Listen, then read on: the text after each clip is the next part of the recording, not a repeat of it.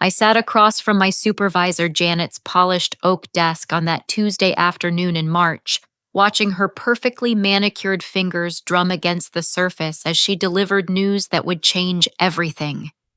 The Denver skyline stretched behind her through floor-to-ceiling windows, but my focus remained entirely on her words. She explained with practiced corporate sympathy that my promotion to department manager had been formally denied. According to Janet, I lacked the necessary executive presence and needed additional experience before taking on true leadership responsibilities within North Point Financial Services. I surprised myself by responding with complete calm, thanking her genuinely for the honest feedback and constructive criticism. As I walked back to my gray fabric cubicle on the third floor, something shifted inside me. I opened my employee handbook to page 47 and studied my official job description carefully for the first time in 3 years of employment. My mornings at North Point Financial Services began precisely at 6:30, long before the official 8 o'clock start time printed on my contract. The parking garage echoed with my footsteps as I made my way to the elevator, already mentally organizing the day ahead. Most colleagues wouldn't arrive for another 90 minutes, but I needed that quiet time to coordinate between our loan processing, customer service, and compliance departments. This routine had become second nature over the past 3 years, since I'd started as a basic administrative assistant. The truth was, my actual responsibilities bore little resemblance to anything written in my job description.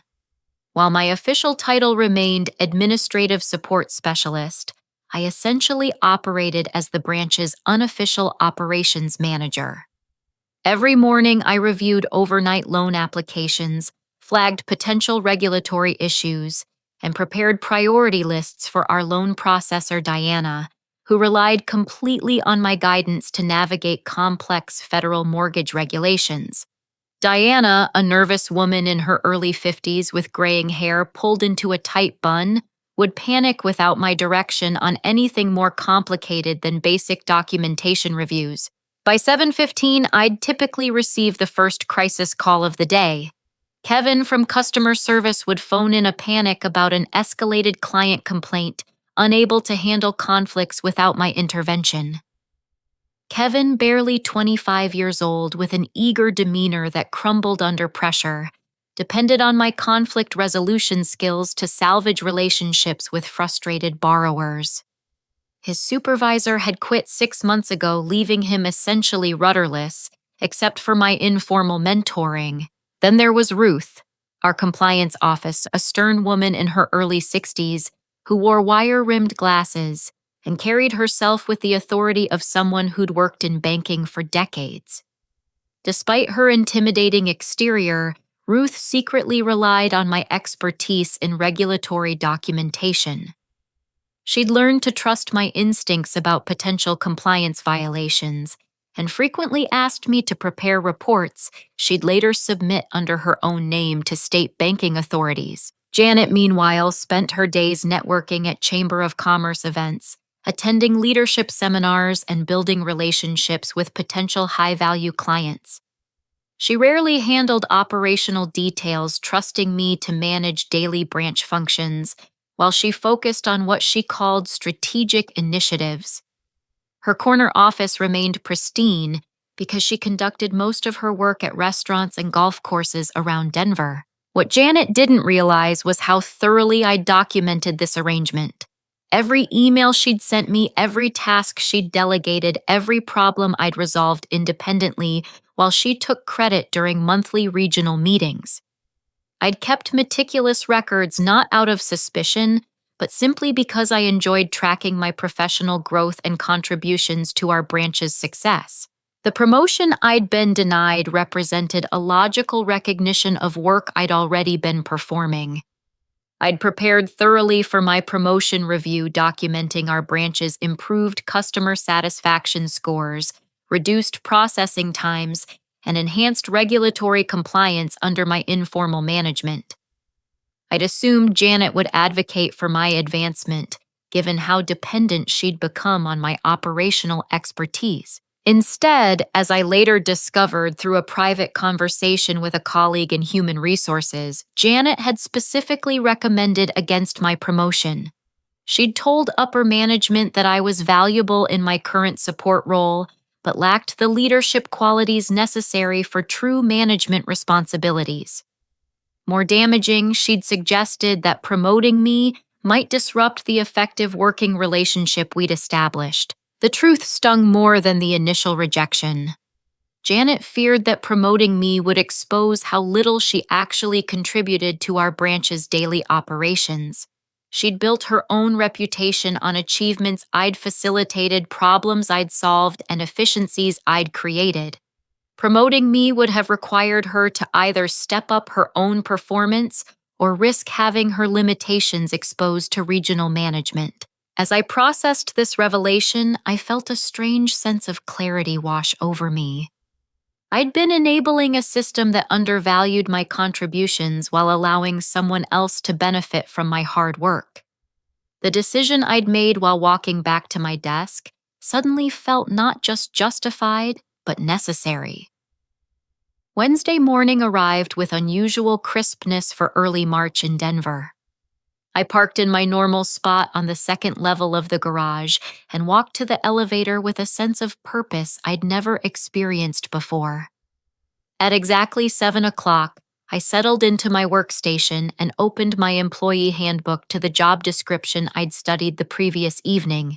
According to the official documentation, my role as administrative support specialist encompassed 3 primary responsibilities: processing loan documentation according to established procedures, providing clerical support to my assigned supervisor, and maintaining accurate filing systems for departmental records. The description contained no mention of cross-departmental coordination, client relationship management, staff training, weekend emergency coverage, or any of the dozens of additional responsibilities I'd gradually absorbed. The first test came at 7:45 when my phone rang. Diana's worried voice crackled through the receiver, explaining that she'd received a complex refinancing application from a longtime client with unique circumstances involving a trust fund and multiple property holdings. Normally, I would have walked her through the regulatory requirements, helped her navigate the documentation maze, and ensured proper compliance with federal lending guidelines. Instead, I responded with careful professional courtesy. I explained that processing guidance fell outside my official administrative duties and suggested she contact our supervisor, Janet, directly for assistance with complex applications. Diana's shocked silence stretched for several seconds before she stammered that Janet usually referred these questions back to me. I maintained my pleasant tone while clarifying that I could only provide support explicitly outlined in my job description. The second challenge arrived 30 minutes later, when Kevin approached my cubicle with obvious anxiety written across his face. A client was threatening legal action over a processing delay, claiming our branch had mishandled their loan application timeline. Kevin normally relied on my conflict resolution skills and detailed knowledge of our procedures to diffuse these situations. I listened sympathetically to Kevin's explanation before directing him to escalate the matter through appropriate management channels. When he protested that Janet was at an external meeting, I reminded him that customer service issues beyond basic administrative functions weren't within my authorized scope of responsibility. I suggested he document the complaint thoroughly and submit it to Janet for proper handling upon her return. By mid-morning, the effects of my strategic compliance were becoming visible. Diana had left 3 increasingly frantic voicemails on Janet's phone regarding the complex refinancing application. Kevin had documented the angry client's threats, but couldn't reach any supervisor for guidance. Ruth had stopped by my desk twice asking about regulatory filing deadlines, only to be politely referred to official compliance protocols that required supervisory approval for any guidance I might provide. The most significant moment came just before noon. My phone displayed an incoming call from Morrison Development, one of our largest commercial clients with an ongoing $12 million loan application. Morrison's CFO typically spoke directly with me about documentation requirements and timeline expectations, since I'd managed their relationship for nearly 2 years. I answered professionally and listened as the CFO expressed frustration about unclear communication regarding their application status. He mentioned that he'd been trying to reach Janet for 3 days without success and needed urgent clarification about additional documentation requirements. Previous conversations had always been handled through me, with Janet's implicit approval. I explained that commercial loan guidance required direct supervisory involvement and offered to transfer him to Janet's voicemail system. The CFO's tone shifted to confusion as he reminded me that I'd been his primary contact throughout the entire application process. I acknowledged our previous working relationship, while clarifying that my current instructions limited me to basic administrative support functions only. After ending the call, I sat quietly for several minutes processing what had just occurred. Morrison Development represented our branch's largest pending commercial relationship. Their loan application had been stalled for weeks, waiting for Janet to provide guidance that I'd always handled informally. The CFO's frustration was entirely justified, but resolving his concerns now required Janet's direct involvement in details she'd never bothered to learn. Diana appeared at my cubicle again around 2 o'clock. Her usual nervousness escalated to near panic.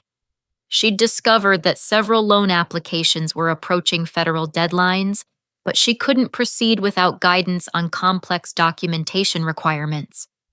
Her hands shook slightly as she explained that Janet remained unreachable, and these applications represented significant revenue for our branch. I maintained my supportive demeanor while explaining that I could only assist with basic administrative tasks outlined in my official responsibilities. When Diana asked desperately who could provide the guidance she needed, I suggested she document her concerns thoroughly and present them to Janet upon her return. Diana's face crumpled with stress as she realized the implications of potential deadline violations. By 4 o'clock, the pattern had become unmistakable. Every system relationship and process that I'd informally maintained was beginning to strain without my intervention. Customer complaints were accumulating in Kevin's queue. Diana's productivity had dropped to less than half her normal output. Ruth had postponed several compliance filings because she couldn't get answers to technical questions she'd always directed to me. The most telling moment came at 4:30 when Janet finally returned from her networking lunch. Her usual confident stride faltered as she surveyed the accumulation of message slips, urgent emails, and stressed colleagues waiting for her attention. She glanced toward my cubicle with a puzzled expression, clearly sensing that something had shifted, but unable to identify exactly what had changed. I continued processing my official administrative tasks with perfect efficiency, demonstrating that my job performance remained exemplary within my authorized scope. The growing chaos around me resulted not from any failure on my part, but from the sudden absence of unauthorized support I'd been providing for years without proper recognition or compensation. Wednesday afternoon brought a new level of operational breakdown that even I hadn't fully anticipated. By 3 o'clock, the cumulative effect of my strategic compliance was creating visible stress throughout our entire department. Diana sat at her workstation surrounded by stacks of unprocessed loan applications.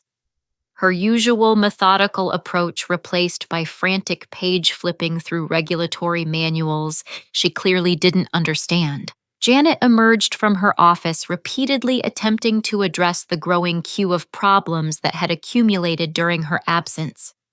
Her first stop was Diana's desk, where she discovered the complex refinancing application that had started the morning's difficulties. Diana explained the trust fund complications and multiple property holdings involved, hoping Janet would provide the guidance I'd always offered. Instead, Janet stared blankly at the documentation for several long minutes before suggesting Diana research the requirements herself. When Diana mentioned the approaching federal deadline, Janet's confident facade cracked slightly.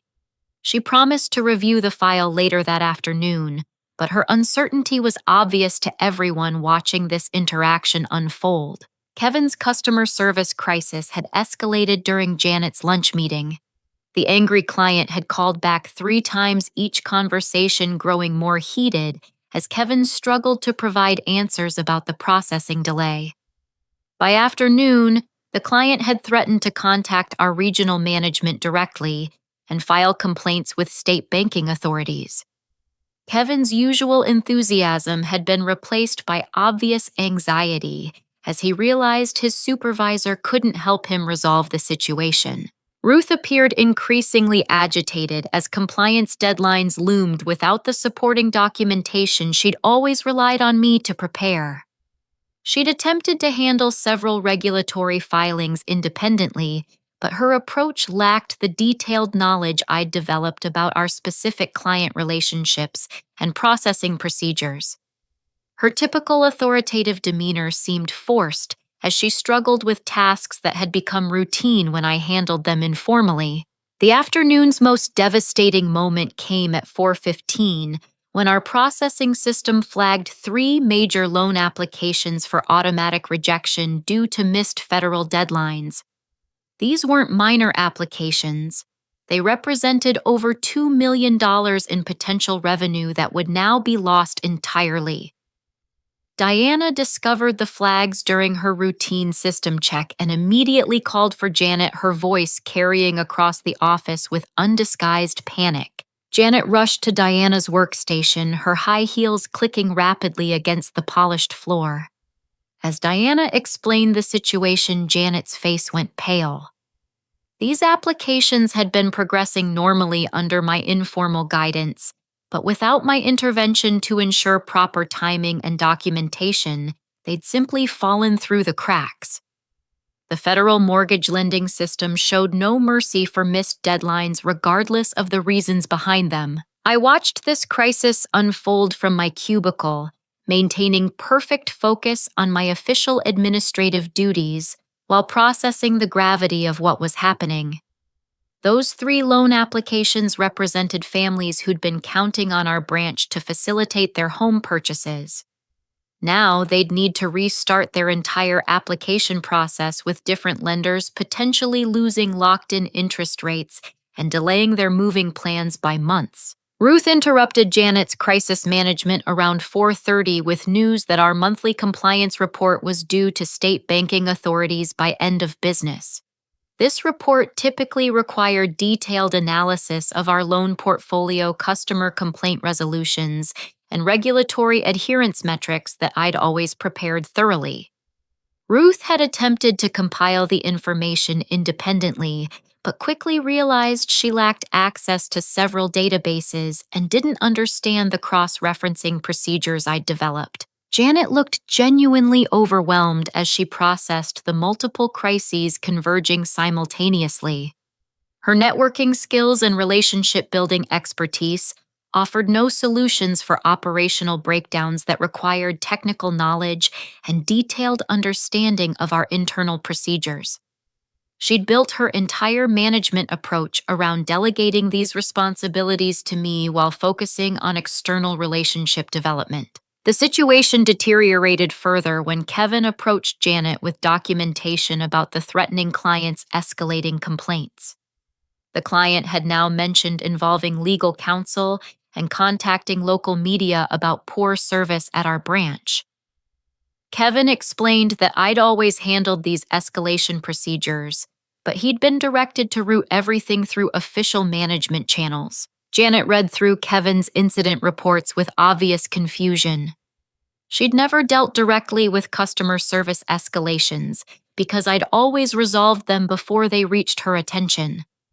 The threatening language in the client's complaints clearly required immediate response, but Janet had no experience with de-escalation procedures or knowledge of our standard resolution protocols. Around 5 o'clock, the scope of Wednesday's operational collapse became undeniable. 3 loan applications worth millions had been automatically rejected. A major client was threatening legal action and regulatory complaints. Our compliance reporting was stalled without proper documentation. Diana sat paralyzed by complex applications she couldn't process independently. Kevin struggled with customer conflicts beyond his training to resolve. Regional manager Torres called Janet's office at 5:20, responding to an unusual number of customer complaints that had been escalated to his attention. These complaints specifically mentioned the absence of helpful staff who had previously provided excellent service. Torres wanted immediate explanations for the sudden spike in customer dissatisfaction concentrated in our branch. Janet's conversation with Torres lasted nearly 30 minutes behind closed doors. Through her office windows, I could see her animated gestures and obvious stress as she attempted to explain operational difficulties she didn't fully understand herself.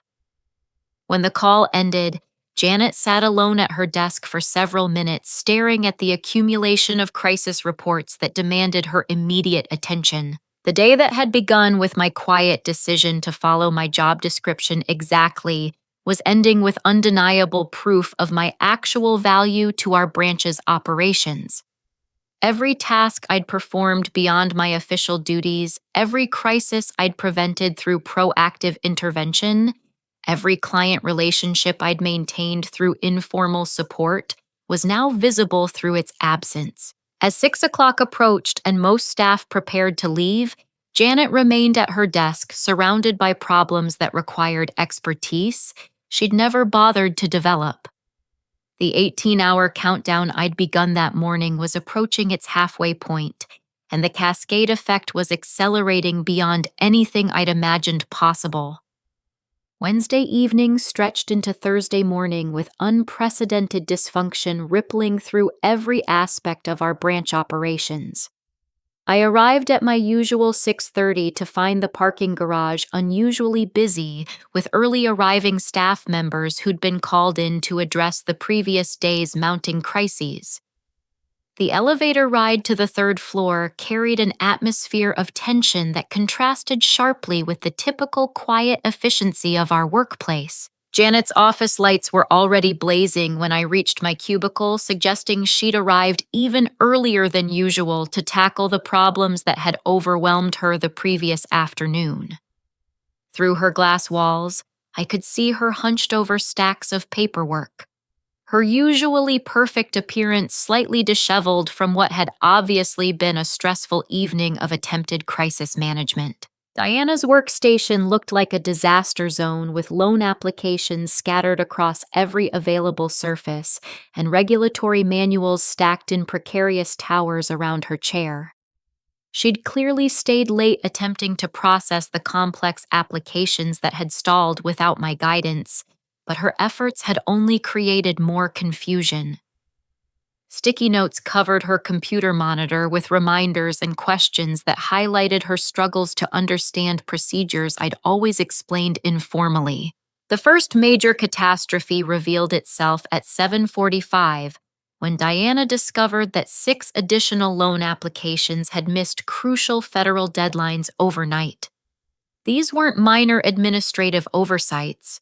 They represented families who'd been days away from closing on their dream homes.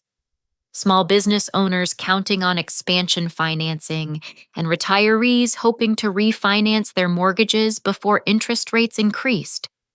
The automatic rejection notices from federal systems were already being generated, creating legal liability issues that would require immediate corporate attention. Kevin arrived looking exhausted and immediately approached Janet's office with a thick folder of customer complaint documentation. The threatening client from yesterday had followed through on their promises, filing formal complaints with 3 different regulatory agencies and copying our regional management on every submission. Worse, word of their dissatisfaction had spread through social media and local community groups, generating additional complaint calls from concerned potential customers. Ruth appeared shortly after 8 o'clock, carrying a briefcase that suggested she'd taken compliance files home to work on independently. Her usually authoritative demeanor was replaced by obvious frustration as she explained to Janet that several regulatory submissions remained incomplete due to missing data and analysis that required expertise beyond her current capabilities. State banking authorities had already sent follow-up inquiries about delayed filings, indicating that our compliance issues were escalating to regulatory attention. The morning's most devastating blow came at 9:15, when Morrison Development's CFO called requesting an emergency meeting with our branch president. Their $12 million commercial loan application had been stalled for weeks without meaningful progress, and they were considering transferring their business to a competitor who could provide more reliable service. This wasn't just about one transaction. Morrison Development represented ongoing relationship potential worth tens of millions in future business. Janet took the call in her office while I watched through the glass walls as her face grew increasingly pale. She scribbled notes frantically while asking questions that revealed her complete unfamiliarity with the application details. When she hung up, Janet sat motionless for several minutes, clearly processing the magnitude of potential revenue loss that her inexperience with operational details had created.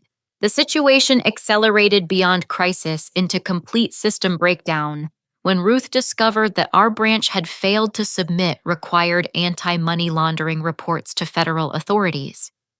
These reports, which I'd always prepared based on transaction monitoring and customer due diligence procedures, were legally mandated monthly submissions. Missing these deadlines created serious regulatory violations that could result in federal fines, increased oversight, and potential criminal liability for management. Diana's productivity had essentially stopped as she struggled with applications that required expertise she'd never needed to develop independently. Her processing queue, which typically moved efficiently under my informal guidance, now contained dozens of stalled applications representing millions in potential revenue. Clients were calling repeatedly for status updates that Diana couldn't provide, creating additional customer service burdens for Kevin's already overwhelmed department. Around 11 o'clock, the branch's phone system became overwhelmed with complaint calls from frustrated customers. Word had spread through Denver's real estate community about processing delays and poor service at our branch. Kevin and the other customer service representatives couldn't handle the volume while also managing existing client relationships. Several calls were abandoned after long hold times, generating additional complaints about unresponsive customer service. Janet attempted to address the crisis by calling an emergency staff meeting, but her lack of technical knowledge became immediately apparent. She couldn't answer basic questions about processing procedures, regulatory requirements, or system capabilities that any operations manager should understand thoroughly. Diana, Kevin, and Ruth exchanged uncomfortable glances as they realized their supervisor had no solutions for problems that required detailed operational expertise. The meeting's most awkward moment came when Janet asked me to provide temporary assistance with urgent applications while she developed longer-term solutions. I responded professionally that my job description limited me to administrative support functions and that processing guidance fell outside my authorized responsibilities. Janet's frustration was obvious, but she couldn't openly acknowledge her dependence on my unauthorized expertise without admitting her own limitations to the entire staff. By noon Thursday, the 18-hour window I'd referenced in my strategic decision was approaching completion, and the results exceeded even my expectations. Our branch had essentially ceased normal operations due to the absence of informal support I'd provided for years. Loan processing had ground to a halt. Customer satisfaction had plummeted. Regulatory compliance was failing. Major client relationships were threatened. Regional Manager Torres called again at 12:30 this time, requesting an immediate conference call with Branch President Sarah Coleman to discuss the unusual concentration of problems emerging from our location. Customer complaints, regulatory inquiries, and operational failures had created a pattern that demanded executive attention and immediate corrective action. As Janet prepared for what would obviously be a career-defining conversation with senior management, I continued processing my official administrative duties with perfect efficiency. My job performance within authorized parameters remained exemplary, demonstrating that the operational breakdown resulted not from any failure on my part, but from the sudden absence of unofficial responsibilities I'd been performing without recognition or appropriate compensation. The avalanche I'd triggered through simple compliance with my official job description had exposed the foundation of our branch's success, my expertise, my relationships, and my problem-solving abilities that had been invisible to management until their sudden absence created undeniable consequences. Thursday afternoon brought senior management attention that transformed our branch into the center of a corporate crisis investigation. Branch President Sarah Coleman arrived at 2 o'clock with a demeanor that suggested this wasn't a routine operational review. Her silver hair was pulled into a severe bun, and her navy business suit conveyed the authority of someone accustomed to handling serious organizational problems. She'd driven from our downtown corporate headquarters specifically to understand why our branch had generated more customer complaints, regulatory inquiries, and operational failures in 18 hours than most locations experienced in 6 months. Regional Manager Torres accompanied President Coleman carrying a thick folder of complaint documentation and regulatory correspondence that painted a disturbing picture of systematic operational breakdown. Torres, a methodical man in his late 40s, with graying temples and wire-rimmed glasses, had spent the morning compiling evidence of our branch's sudden dysfunction. His expression suggested this investigation would be thorough and consequences would be significant. The emergency management meeting convened in our largest conference room at 2:30, with Janet facing questions that exposed the depth of her operational ignorance. President Coleman began by reviewing customer complaints that specifically mentioned the absence of a helpful staff member who had previously provided excellent service. These complaints contained detailed references to personalized assistance, technical expertise, and problem-solving capabilities that clearly exceeded basic administrative support functions. Torres presented call logs showing that customer satisfaction had been consistently high until Wednesday morning when complaint volume increased exponentially. The timing was so precise that it suggested a specific triggering event rather than gradual service deterioration. This pattern demanded explanation, particularly since our staffing levels and official procedures remained unchanged. Janet's attempts to deflect responsibility quickly crumbled under detailed questioning about specific operational processes. When President Coleman asked about complex loan application procedures, Janet's responses revealed her fundamental unfamiliarity with regulatory requirements and processing protocols. Her explanations became increasingly vague as it became obvious she'd been depending on someone else's expertise to manage daily operations. The meeting's turning point came when Torres produced email analysis, showing communication patterns that contradicted Janet's claims of operational control. Hundreds of client interactions, problem resolution emails, and interdepartmental coordination messages contained my name and direct involvement in decisions Janet had claimed credit for during previous management reviews. The electronic trail created undeniable evidence of who actually managed our branch's critical functions. Diana. Kevin and Ruth were individually interviewed about operational procedures and their understanding of management responsibilities within our department. Their testimonies painted a consistent picture of dependence on my expertise for functions well beyond basic administrative support. Diana admitted she couldn't process complex applications without my guidance. Kevin acknowledged that I'd handled all serious customer escalations. Ruth revealed that I'd been preparing most compliance documentation she submitted under her own name. President Coleman's investigation methods were systematic and thorough. She requested access to our electronic systems to review decision-making patterns, communication histories, and work allocation records. The digital evidence revealed that I'd been involved in virtually every significant operational decision-client relationship and problem resolution for the past 3 years. Janet's actual contributions appeared limited to external networking and relationship-building activities. The most damaging revelation emerged when Torres discovered performance evaluation discrepancies that raised serious ethical questions about Janet's management practices. Her quarterly reports to regional management had consistently claimed responsibility for operational improvements, efficiency gains, and customer satisfaction metrics that email evidence clearly attributed to my initiatives and expertise. This wasn't mere oversight.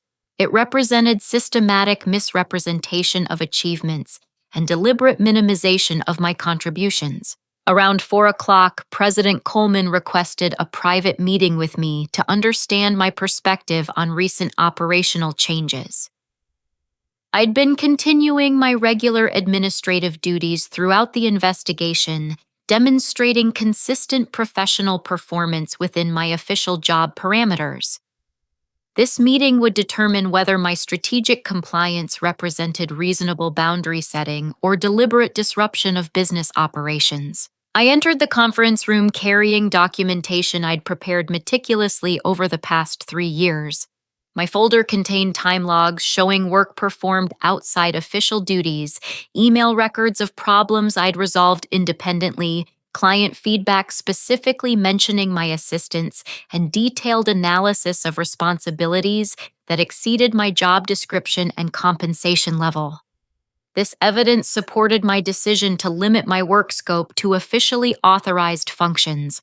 President Coleman's questions were direct and insightful. She wanted to understand why I'd suddenly stopped providing assistance that had clearly been essential to our branch's operations. I explained my recent promotion denial and subsequent decision to comply exactly with my written job description. When she asked why I'd been performing unauthorized duties for years, I described the gradual expansion of responsibilities that had occurred without corresponding recognition or compensation adjustments. The conversation revealed President Coleman's growing understanding of systemic problems beyond simple operational difficulties. My documentation showed a pattern of exploitation where I'd been essentially performing management functions while receiving administrative-level compensation. Janet's performance evaluations had deliberately minimized my contributions to preserve her own reputation and avoid questions about her actual management capabilities. Around 5 o'clock, President Coleman concluded her investigation with a clear understanding of what had caused our branch's operational collapse. The absence of my informal expertise had exposed Janet's fundamental incompetence and revealed the true structure of our daily operations. My decision to follow my job description exactly wasn't insubordination. It was reasonable professional boundary setting that had inadvertently revealed systematic management failures. Torres spent the remainder of Thursday afternoon calculating the financial impact of operational breakdowns that could be directly attributed to the absence of my unauthorized support. Missed loan deadlines, lost client relationships, regulatory compliance failures, and customer service problems were creating measurable costs that would require immediate corporate attention to prevent further escalation. As Thursday evening approached, the investigation had transformed from crisis management into personnel restructuring planning.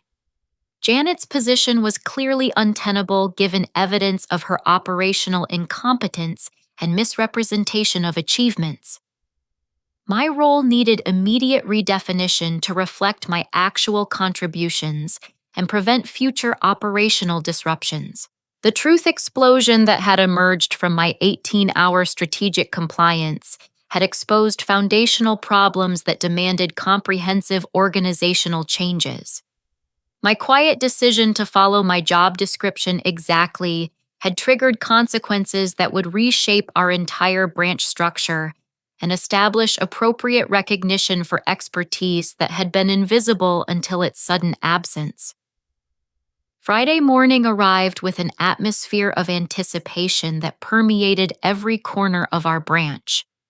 Word had spread through the office grapevine about Thursday's intensive investigation and the likelihood of significant organizational changes.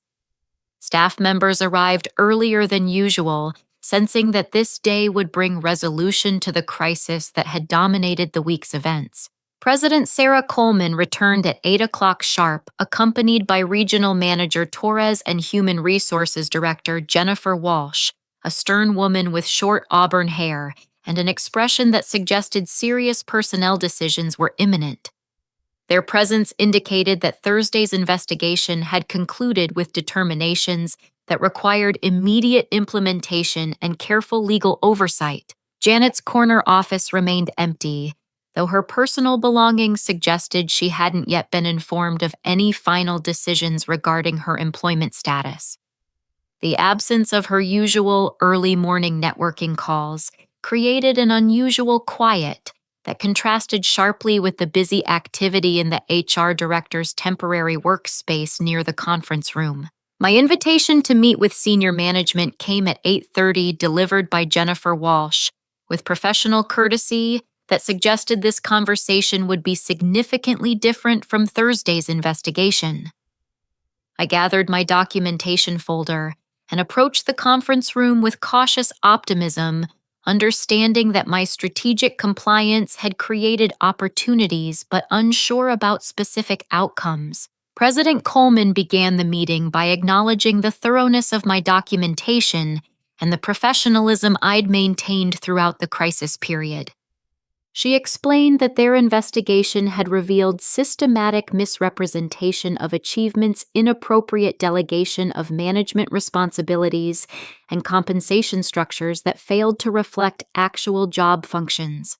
These findings required immediate corrective action to prevent legal liability and ensure proper organizational structure. The first major revelation was Janet's immediate termination for misrepresentation of performance metrics, fraudulent reporting to regional management, and systematic exploitation of subordinate expertise. Jennifer Walsh explained that Janet's pattern of claiming credit for my achievements while maintaining my compensation at administrative levels created legal exposure for the company and violated multiple human resources policies regarding fair treatment and proper job classification. Torres presented financial analysis showing that my informal contributions had been essential to our branch's profitability and regulatory compliance for the entire 3-year period of my employment. The operational breakdown following my strategic compliance had cost the company over $2 million in lost revenue, regulatory penalties, and crisis management expenses within just 48 hours. This quantified impact provided clear justification for immediate recognition and compensation adjustments. President Coleman then offered me Janet's former position as department manager, with immediate implementation and comprehensive authority over all operational functions I'd been performing informally. The promotion included a 40% salary increase, full management benefits authority to restructure departmental procedures, and retroactive compensation for unauthorized management duties I'd been performing without proper recognition. However, I'd learned important lessons about professional boundaries and organizational dynamics throughout this experience. Rather than accepting the offer immediately, I presented my own proposal for addressing the systemic problems that had created this crisis situation. My recommendations included comprehensive job description updates for all positions, mandatory management training for supervisory staff, implementation of proper delegation protocols, and establishment of clear advancement pathways based on demonstrated competencies rather than networking relationships. Jennifer Walsh responded positively to my structural recommendations, recognizing that preventing similar situations required systematic changes beyond simple personnel adjustments. She explained that corporate headquarters was already developing new policies based on findings from our branch investigation, including regular audits of actual versus assigned job responsibilities and mandatory training for managers who showed evidence of over-reliance on subordinate expertise. The most satisfying moment came when President Coleman acknowledged that my strategic compliance had actually benefited the organization by exposing operational vulnerabilities and management deficiencies that could have created much larger problems if left unaddressed. My decision to follow my job description exactly had been interpreted initially as potential insubordination, but investigation revealed it represented reasonable professional boundary setting that coincidentally identified systematic management failures. Around 10 o'clock, Diana, Kevin, and Ruth were informed about organizational restructuring that would provide them with proper training, updated job descriptions, and access to management support that reflected their actual responsibilities. Diana would receive formal training in complex loan processing with clear escalation procedures. Kevin would get customer service management training and authority to resolve conflicts independently. Ruth would work directly with me to establish proper compliance protocols and documentation procedures. Torres explained that corporate headquarters viewed our branch crisis as a valuable learning opportunity that had revealed common problems throughout their regional operations. Similar investigations were being launched at other locations to identify comparable situations where informal responsibilities had evolved without proper recognition or compensation adjustments. The implementation of my promotion to department manager included immediate authority to restructure operational procedures, establish proper delegation protocols, and create advancement opportunities for staff members who demonstrated competencies beyond their current job classifications. This represented exactly the type of organizational culture I'd hoped to help create through my strategic compliance decision. By noon Friday, less than a week after my initial promotion denial, I was signing paperwork for a position 2 levels higher than what I'd originally been rejected for, with comprehensive authority to implement the changes that would prevent similar exploitation of dedicated employees. Janet's termination had been processed with appropriate severance and legal documentation to prevent potential wrongful termination claims. The investigation had also revealed that several other employees throughout our regional operations had been performing responsibilities significantly beyond their job descriptions without appropriate recognition. Corporate headquarters was implementing system-wide reviews to identify and address these situations proactively rather than waiting for operational crises to expose them. President Coleman concluded our meeting by expressing genuine appreciation for my professionalism throughout the crisis period and my constructive approach to organizational improvement. She acknowledged that my strategic compliance had required considerable personal courage and demonstrated leadership qualities that made me an obvious choice for management advancement. As I prepared to assume my new responsibilities, the most rewarding aspect was knowing that the changes we were implementing would benefit not just my own career, but create fairer treatment and better advancement opportunities for all employees who contributed expertise beyond their official job requirements. 6 months later, I sat in the same conference room where my strategic compliance had been investigated, but now as department manager leading our monthly operational review with President Coleman and regional manager Torres.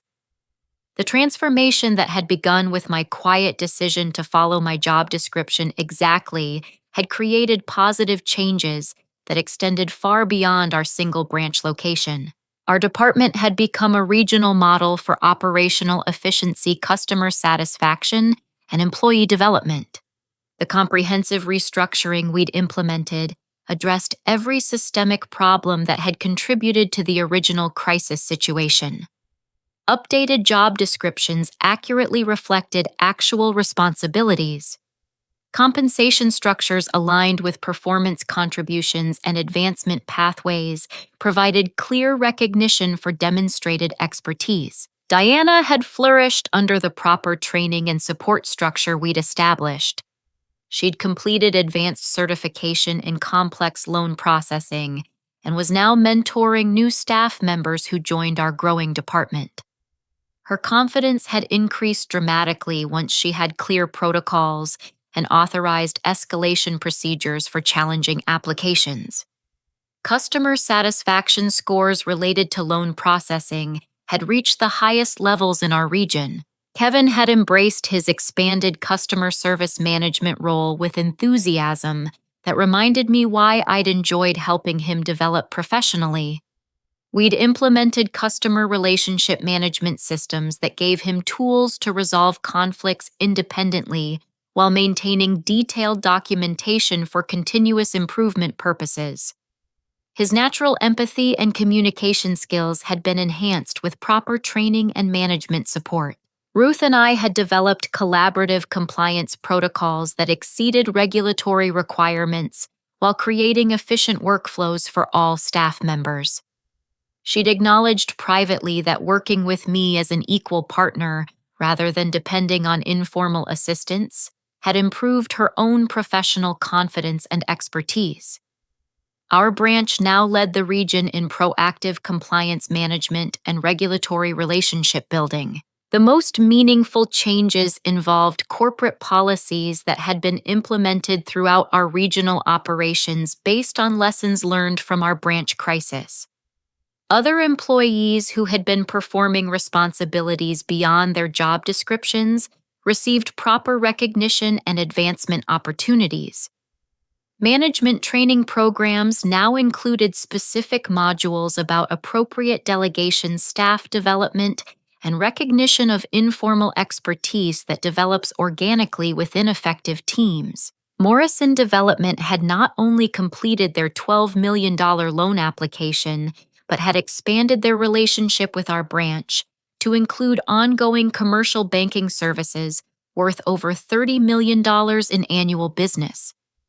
Their CFO had specifically praised our improved responsiveness and expertise during his testimonial for regional management. This relationship demonstrated how proper operational structure could enhance rather than limit client satisfaction. Our branch's financial performance had improved dramatically under the new management structure.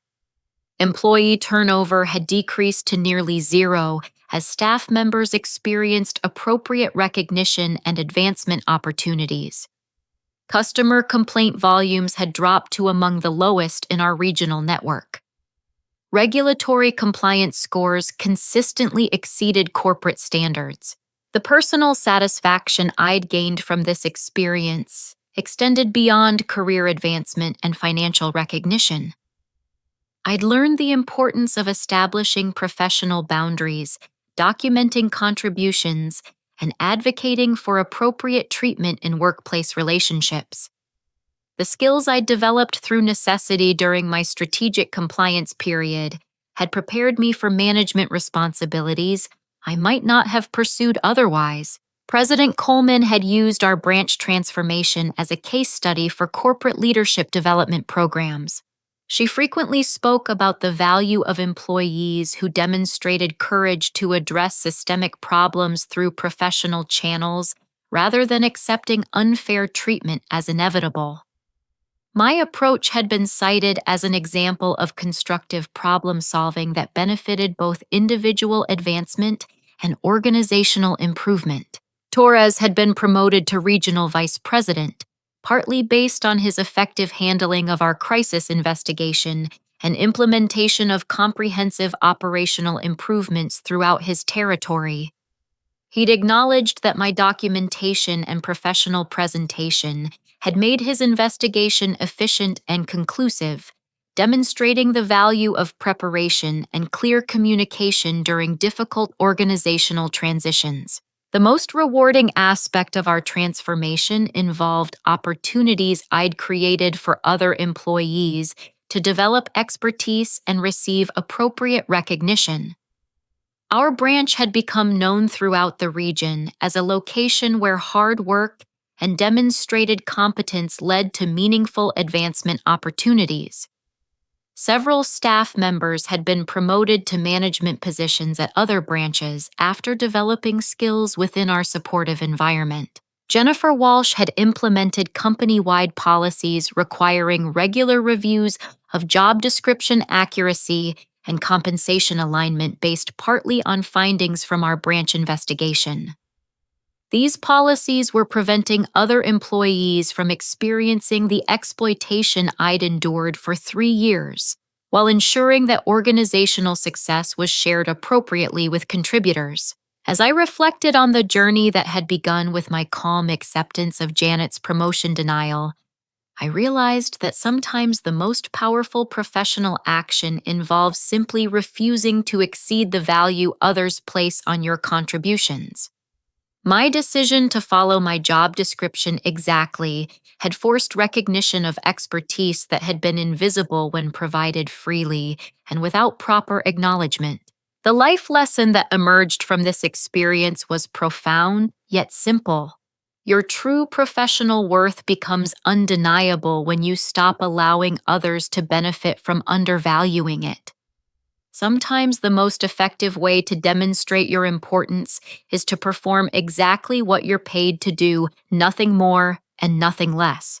Our success story had been featured in corporate communications as an example of how individual courage to address unfair treatment could create positive changes that benefit entire organizations.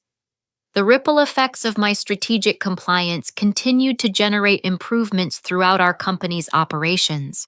Looking toward the future, I felt confident that our branch would continue thriving under management principles that valued all employees' contributions and provided clear pathways for professional development.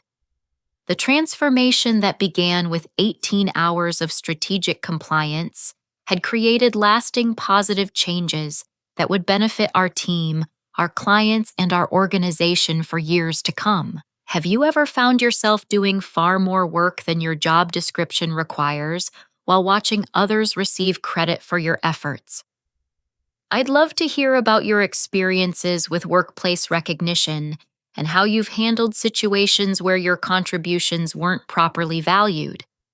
Please share your thoughts in the comments below, and if this story resonated with your own professional challenges. I'd be grateful if you'd like this video to help others who might be facing similar situations.